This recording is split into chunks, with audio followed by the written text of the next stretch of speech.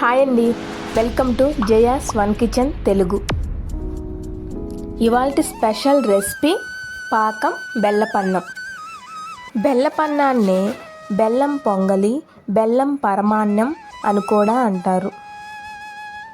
మనం శుభకార్యాలలో లేదా దేవుడికి నైవేద్యంగా పెట్టే నార్మల్ బెల్లపన్నం లాగా కాకుండా పొడి పొడిలాడుతూ చాలా అంటే చాలా టేస్టీగా ఉండే విధంగా పాకంతో బెల్లపన్నాన్ని ఎలా తయారు చేయాలో చూద్దాం.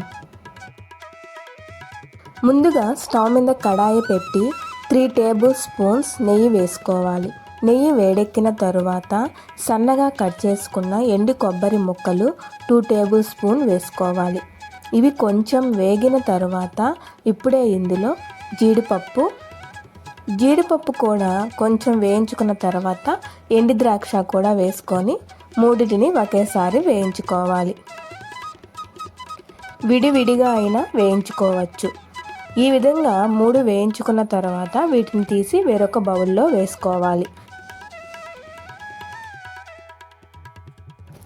ఇప్పుడు ఇదే కడాయిలో ఒక 250 గ్రామ్స్ నుంచి 300 గ్రామ్స్ వరకు బెల్లం తీసుకొని దాన్ని దంచుకొని వేసుకోవాలి. తరువాత కొన్ని వాటర్ యాడ్ చేసుకొని ఈ బెల్లాన్ని కరిగించుకోవాలి.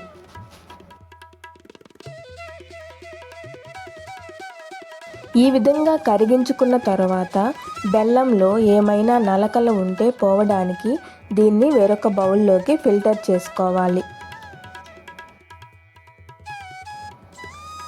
ఇప్పుడు కడాయిని ఒకసారి శుభ్రంగా వాష్ చేసుకొని ఈ బెల్లం పాకాన్ని ఇందులో వేసుకోవాలి. ఇప్పుడు స్టవ్ వెలిగించి ఈ బెల్లం 1-2 పొంగులు వచ్చేంత వరకు దీన్ని ఉడికించుకోవాలి. కలుపుతూనే ఉడికించుకోవాలి. ఈ విధంగా ఉడికించుకున్న తర్వాత ఇందులో ఒక 1/4 లీటర్ వరకు పాలని యాడ్ చేసుకోవాలి. అంటే ఒక 250 గ్రామ్స్ పాలు ఇందులో యాడ్ చేసుకోవాలి. పాలు యాడ్ చేసుకున్న తర్వాత పాకం గుల్లలుగా ఫామ్ అవుతుంది. ఇలా ఫామ్ అయిన తర్వాత ఈ పాకం సగం అయ్యేంత వరకు దీన్ని ఉడికించుకోవాలి. హై ఫ్లేమ్లో పెట్టుకుంటే పొంగిపోతుంది. మీడియం ఫ్లేమ్లో పెట్టుకొని ఉడికించుకోవాలి. చూసారా, ఒక 20 మినిట్స్ తర్వాత పాకం ఈ విధంగా ఆఫ్ అయ్యి బాగా చిక్కపడిపోయింది. ఇప్పుడే ఇందులో ఆల్రెడీ వండి చల్లార్చుకున్న అన్నాన్ని ఇందులో వేసుకొని కలుపుకోవాలి. మెజర్మెంట్ వచ్చి ఒక 250 గ్రామ్స్ రైస్కి 250 గ్రామ్స్ బెల్లం సరిపోతుంది. మనం కొంచెం తీపి తినాలనుకుంటే 250 గ్రామ్స్ రైస్కి 300 గ్రామ్స్ బెల్లం సరిపోతుంది. ఇప్పుడు ఈ అన్నాన్ని అంతా మిక్స్ అయ్యేలాగా కలుపుకోవాలి. తరువాత మూత పెట్టి ఇందులో ఉన్న వాటర్ కంటెంట్ అంతా పోయే విధంగా దీన్ని మీడియం ఫ్లేమ్లో పెట్టుకొని ఉడికించుకోవాలి. మధ్యలో కలుపుకుంటూ ఉండాలి, లేకపోతే అడుగంటుతుంది.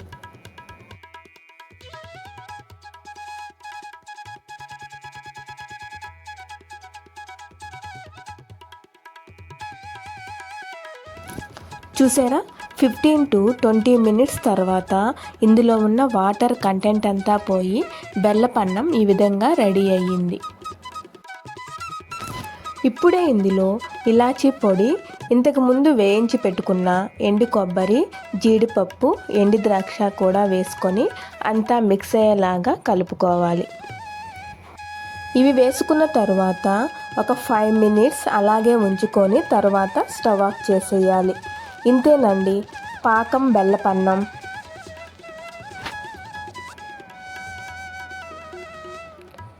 ఇది చల్లారిపోయిన తర్వాత అన్నము పొడిలాడుతూ చాలా అంటే చాలా టేస్టీగా ఉంటుంది. దీనిని దేవుడికి నైవేద్య ప్రసాదంగా కూడా పెట్టొచ్చు. ఎప్పుడూ చేసే బెల్లపన్నం లాగా కాకుండా ఒకసారి ఈ స్టైల్లో బెల్లపన్నం ట్రై చేసి ఎలా వచ్చిందో కామెంట్ బాక్స్లో కామెంట్ చేయండి.